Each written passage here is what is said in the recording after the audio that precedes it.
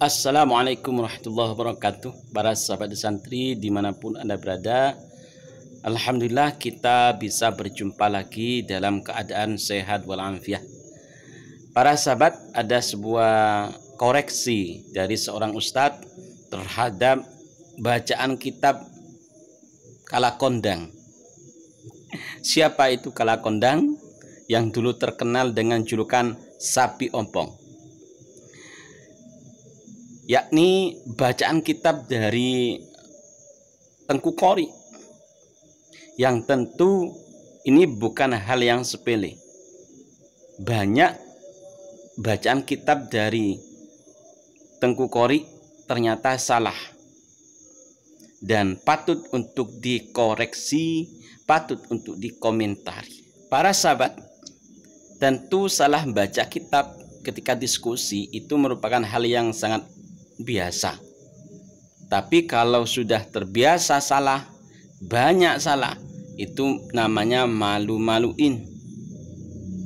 Dengan gaya bahasa preman pasar, Tengku Qori mencoba untuk menelanjangi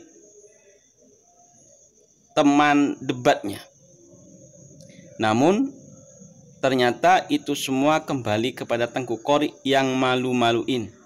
Alangkah baiknya kita simak komentar kritikan dari seorang ustadz untuk Kalakondang. Kita simak dulu. Diskusi Pak Qori dengan Ki Alawi seperti yang saya prediksikan. Ternyata Ki Alawi tidak bisa ya. Ya mungkin beliau berbenturan dengan kegiatannya karena undangan ini kayaknya itu mendadak begitu. Kemudian digantikan dengan Dr. Ribut. Dan juga seperti yang saya prediksikan, ternyata diskusinya tidak berjalan seperti yang diinginkan ya. Ternyata Dr. Ribut ini merasa tidak nyaman dengan bahasa-bahasa ini disampaikan Tengku Qori ketika merasa tidak nyaman di dalam diskusi. Seperti apa videonya kita saksikan dulu, kemudian kita akan melanjutkan komentarnya ya. Nama kitabnya apa? Coba dijawab dulu. Mutar mungkin mati. Saya itu sebenarnya ya agak terganggu Pak Yusuf dengan omongan kasarnya Tengku Qori itu. Saya agak biasa diskusi dengan omongan yang kasar ya, dan menyerang pada karakter gitu. Baik orang Mas, ini yang aneh gitu loh. Saya ini nggak terbiasa diskusi dengan karena nggak bisa maka yang kitab saya sudah jangan diskusi, makanya punya saya ya. Dulu orang yang tidak pernah di kampus ya, dan juga kalau ngomong juga begitu. Jangan begitu, saya ngomong jadi terganggu. Ini makanya nggak ada kalau tidak didukung untuk Tengku Qori itu tidak ada masalah ya. Ya walaupun tadi saya bacakan juga percuma diulang-ulang lagi. Itu Pak Yusuf, mohon izin saya tidak bisa meneruskan karena omongannya kasar ya, saya tidak terbiasa itu ya. Mohon izin saya Pak Yusuf ya. Oke, baik. Ini terima kasih Dr. Ibu. Baik. Iya. Kedua, di dalam naskah mukaddimah kitab yang dituliskan oleh Imam Fakhruddin Ar-Razi, di situ disebutkan lafaz di halaman 12 paling akhir, hadzal kitabul musamma bisyajaratil mubarakah qara'tuhu ala as-sayyid al-ajal al-alim al-muhtarim Syamsuddin Majidil Islam Syarafil Itrah Ali bin Syaraf Syah bin Abil Ma'ali adamallahu majdahu. Artinya apa? Al-Imam Fakhruddin Ar-Razi beliau mengungkapkan dengan perkataannya di dalam tulisannya, dia mengatakan bahwa aku telah membacakan kitab Asy-Syajarah Al-Mubarakah ini di hadapan seorang sayyid yang mulia, yang alim, yang dimuliakan, yaitu Syamsuddin cahayanya agama atau matahari agama Majidil Islam Syaraful Itrah Ali bin Syaraf Syah.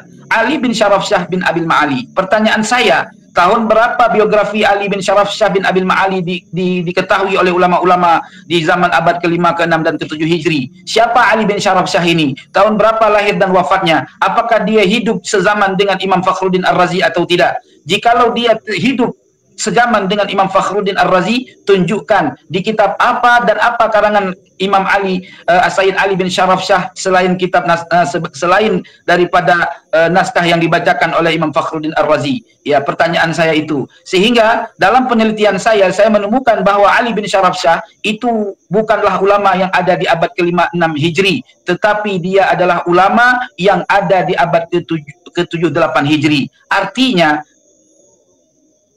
kalau kita melihat cuplikan diskusi yang saya tampilkan itu kan, pertama kan Pak Ribut itu, Dr. Ribut itu kan dia merasa tidak nyaman dengan bahasa-bahasa ini disampaikan oleh Pak Qori ini, ketika Pak Qori ini merasa tidak nyaman dengan diskusi, kemudian dia mengeluarkan jurusnya gitu. Jurusnya gitu. Kemudian juga saya menarik begini, bahasa dari yang disampaikan Pak Qori itu di lafadz qara'tu itu kan dia meragukan, bahasanya itu meragukan kitab Syajarah Mubarakah dengan pakai ibarat yang ada di Muqaddimah Syajarah Mubarakah. Soalnya begini, saya pernah diskusi dengan salah satu pendukung Mbak Alwi yang memang menurut saya baca kitabnya bagus. Itu dia ketika saya tanya tentang masalah kitab ini, dia tidak meragukan. Kemudian Tengku Qori meragukan dengan bahasa tadi itu. Ya mungkin berbeda ya, itu bisa jadi. Kemudian begini, ketika Tengku Qori tadi membacakan ibarat itu ada yang salah itu. Lagi-lagi Tengku Qori ini atau Pak Qori ini salah baca kitabnya. Itu bukan muhtarim tapi muhtarom, dicek aja di Komos itu. Bukan muhtarim, muhtarom, itu kok buat antitesis. Ya, dan saya pernah menyimak Tengku Qori ini atau Pak Qori ini, dia membacakan antitesisnya di salah satu komal ya. Saya perhatikan baca kitabnya itu ada yang salah juga ya. Gitu. Setiap baca kitab dia ada yang salah saja. Misalnya begini, itu lumrah, tapi gini, caranya itu sebelum baca itu diteliti dulu bacanya di komosnya atau sarah nahwunya begitu. Ini muhtarim dibaca muhtarom sebenarnya begitu ya.